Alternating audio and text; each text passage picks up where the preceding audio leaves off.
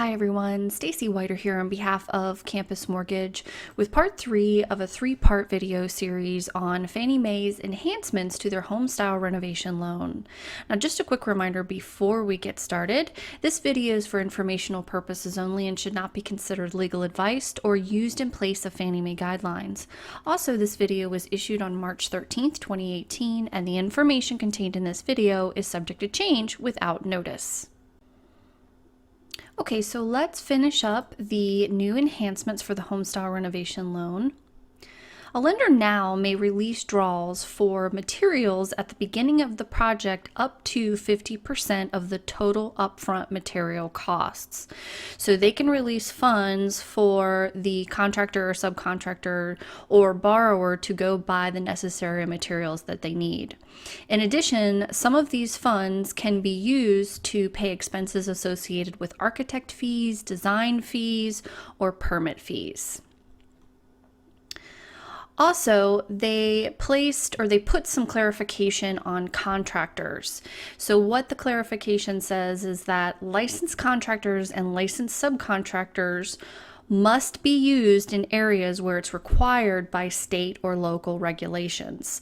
So if there are no state or local regulations, the borrower is not required to use a licensed contractor or subcontractor.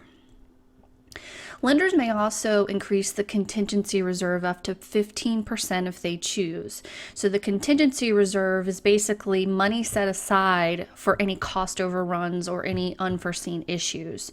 So the lender now has the discretion to increase that to 15% if they feel it's necessary. Also, lenders are required to order inspections of the work before any draws are released for work completed. So each time the borrower or the contractor requests a draw for work that has been completed, the lender needs to have an inspection done to make sure it's done correctly and properly and all according to the plans and specifications. Also, they have retired the HomeStyle completion certificate, which is Form 1036. And servicing transfers cannot be done until the renovation is complete. So servicers who are looking to transfer these type of loans to another servicer, they can't do that until all of the renovations and repairs are complete. Also, the effective dates. So lenders can put these new enhancements in place immediately. However, they must be implemented by September 1st of 2018.